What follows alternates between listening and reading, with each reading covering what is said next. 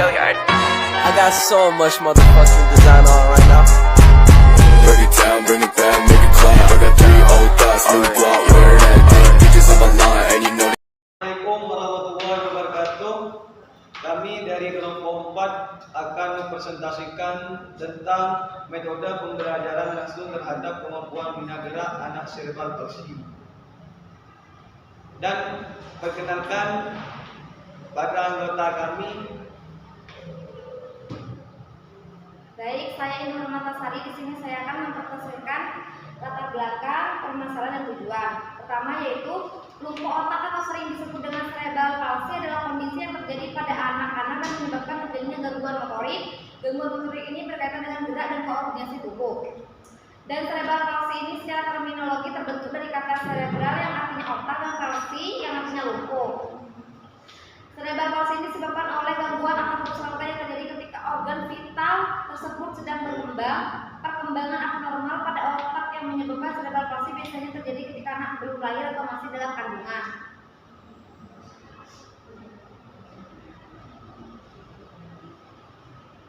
Salah satu upaya bantuan bagi anak cerebral palsy ini adalah bina gerak. Bina gerak sendiri adalah segala usaha yang berupa latihan-latihan yang bertujuan mengubah, memperbaiki, dan membentuk pola gerak yang mendekati wajar. Pada anak cerebral palsy ini, bina gerak menggunakan model pembelajaran langsung, yang merupakan suatu model pembelajaran yang menekankan pada penguasaan konsep dan perubahan perilaku dengan mengutamakan pendekatan deduktif.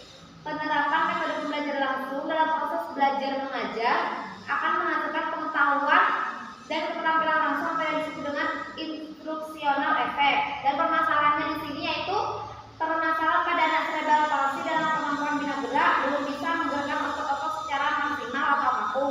Dan tujuannya untuk melatih kemampuan anak cerebral palsy terhadap bina gerak serta melatih motorik halus dan kasar dengan menggunakan metode pembelajaran langsung. Terima kasih. Dilanjutkan dengan pemateri yang kedua. Baik, di sini saya akan memaparkan berdua yaitu tentang kajian literasi. Yang akan saya paparkan yang pertama yaitu mengenai pengertian dari cerebral palsy. Nah, pengertian dari cerebral palsy yaitu kelainan yang disebabkan kerusakan otak yang mengakibatkan kelainan pada fungsi gerak dan koordinasi psikologis dan kognitifnya, sehingga mempengaruhi proses belajarnya. Selanjutnya yaitu mengenai karakteristik anak cerebral palsy. Menurut Yulianto itu ada 6. Yang pertama yaitu spasticity. Spasticity yaitu kekakuan pada otot atau ketegangan pada otot. Yang kedua yaitu adotosis, yaitu suatu jenis cerebral palsy dengan ciri yang menonjol gerakan yang tidak terkontrol terdapat pada kaki, lengan, tangan ataupun otot-otot wajah yang lambat pada geraknya. Selanjutnya yaitu ateksia. Ateksia itu ditandai oleh gerakan-gerakan tidak terorganisasi dan kehilangan keseimbangannya. Selanjutnya yaitu rigidity, yaitu adanya gerakan-gerakan kecil tanpa disadari. Ada juga yang terakhir yaitu campuran. Campuran itu antara spasticity, adotosis, ateksia, dan rigidity itu bercampur menjadi satu. Yang yaitu anaknya itu memiliki beberapa jenis kelainan cerebral palsy. Selanjutnya yaitu mengenai bina gerak anak cerebral palsy. Tujuan dari bina gerak yaitu ingin dicapainya dalam bina gerak adalah untuk memperbaiki dan mengembangkan fungsi gerak pada anak atau untuk memberikan bekal dan kemampuan agar dapat mengantarkan anak mampu bergerak untuk berpartisipasi dan bersosialisasi dengan temannya atau masyarakat yang ada di sekitarnya. Selanjutnya yaitu mengenai program pembelajaran secara langsung pada anak cerebral palsy. Nah, pembelajaran secara langsung yaitu peserta didik mengembangkan proses pendidikan di mana peserta didik mengembangkan pengetahuan atau kemampuannya dan keterampilan psikomotor melalui interaksi langsung dengan sumber belajar yang dirancang dalam silabus dan kegiatan-kegiatan pembelajaran yang lainnya. Adapun model pembelajaran langsung adalah model pembelajaran yang menekankan pada penguasaan konsep atau perubahan perilaku dengan mengutamakan pendekatan deduktif. Di antaranya yaitu transformasi dan keterampilan secara langsung, pembelajaran berorientasi pada tujuan tertentu, materi pembelajaran yang telah terstruktur, lingkungan belajar yang telah terstruktur, dan yang terakhir yaitu distruktur oleh gurunya sendiri. Sekian pemaparan dari bab 2 kajian literasi. Selanjutnya akan saya kembalikan ke moderator. Baik, dilanjutkan dengan pemateri yang ketiga. Kemudian ada strategi dan metode. Nah, pada dasarnya pembelajaran merupakan kegiatan terencana yang mengkondisikan atau merancang seseorang agar bisa belajar dengan baik agar sesuai dengan tujuan pembelajaran. Dari beberapa pengertian yang telah dipaparkan oleh pemateri sebelumnya, bahwa strategi pembelajaran merupakan suatu terencana tindakan atau rangkaian kegiatan yang termasuk penggunaan metode dan pemanfaatan berbagai sumber daya atau kekuatan dalam pembelajaran. Dapat disimpulkan bahwa strategi pembelajaran adalah suatu cara atau metode yang dilakukan pendidik terhadap peserta didik yang lain dalam upaya terjadinya perubahan pada aspek kognitif, afektif, dan motorik secara berkesinambungan. Yang kemudian berdasarkan dari permasalahan yang dialami oleh siswa yang telah kami observasi ini, dibutuhkan metode yang dapat membantu anak cerebral palsy dalam melakukan pembelajaran seperti menggambar, menulis, mewarnai, menangkap, dan melempar bola, serta bermain plastisin untuk merangsang motorik halusnya.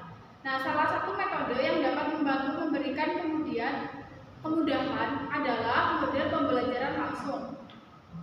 Kemudian saya kembalikan ke moderator. Baik, dilanjutkan dengan pemateri yang keempat. Baik. Selanjutnya kita akan masuk pada hasil dan pembahasan. Di sini ada beberapa aspek yang kami nilai. Yang pertama yaitu aspek yang dinilai dari motorik halus anak. Nah, kegiatan yang dilakukan di sini adalah menulis, menggambar, dan mewarnai. Tujuan dari kegiatan ini melatih motorik halus anak dalam hal koordinasi mata dan otot halus tangan sehingga anak dapat terbiasa melakukan pergerakan ototnya untuk menulis. Nah, keterangan atau catatan pada saat melakukan kegiatan menulis, menggambar, dan mewarnai, tangan anak masih kaku dan gemetar. Nah, aspek selanjutnya yang dinilai yaitu motorik kasar anak. Kegiatan yang dilakukan adalah menangkap bola, melempar bola, dan latihan gerak otot sendi. Nah, tujuan dari kegiatan menangkap bola yaitu untuk memperbaiki dan mengembangkan fungsi gerak pada anak agar anak bisa melakukan aktivitas keseharian dengan mudah, mengambil dan melempar benda. Karena pergerakan otot yang sering dilatih bisa membantu anak lebih mudah melakukan sesuatu. Nah, catatan pada saat melakukan kegiatan ini adalah pada saat menangkap bola, tangan anak kaku. Nah, pada saat melakukan kegiatan tersebut, anak tidak selalu bisa atau tepat dalam menangkap bolanya juga. Nah, pada saat melempar bola, anak juga kaku dan arah bola yang dilempar mengarah ke arah atas, bukan ke arah depan atau ke arah orang yang akan menangkap lemparan bola tersebut. Nah, pada saat melakukan kegiatan latihan gerak otot sendi, tangan anak masih kaku. Selanjutnya, aspek yang dinilai yaitu motorik halus. Nah, kegiatan yang dilakukan adalah bermain plastisin dan meronceng. Nah, tujuan dari bermain plastisin ini adalah untuk merangsang motorik halus anak saat anak meremas dan membentuk plastisin menjadi sebuah bentuk. Maka otot-otot tangan dan mata dapat berkoordinasi. Nah, catatan atau keterangan pada saat melakukan kegiatan ini adalah tangan anak masih kaku dan juga sedikit mengalami kesulitan pada saat mengikuti arahan untuk membuat bentuk-bentuk.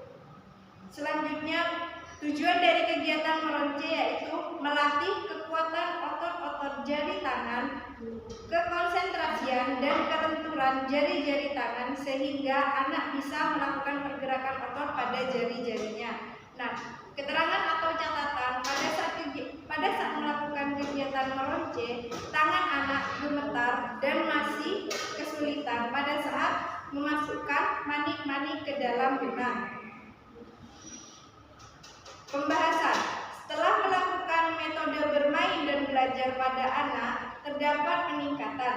Hal ini terbukti pada saat anak diminta untuk mempraktekkan sendiri atau melakukan kembali kegiatan tersebut, anak dapat melakukannya secara sendiri atau mandiri tanpa dibantu. Selanjutnya saya kembalikan kepada moderator.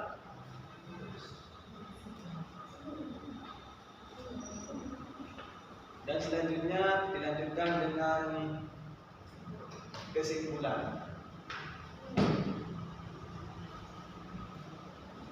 Baik, kesimpulan dari materi yang sudah dijelaskan ialah kasih sayang yang didapatkan oleh anak cerebral palsi dapat menumbuhkan kepercayaan diri.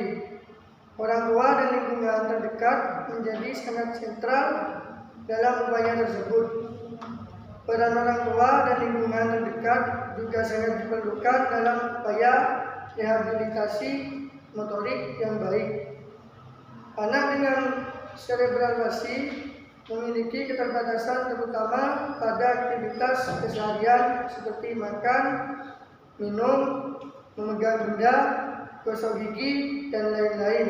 Artinya, keterbatasan tersebut terdapat pada aktivitas penggunaan tangan, pemenuhan alat bantu asistif guna pemenuhan rehabilitasi motorik menjadi sangat diperlukan.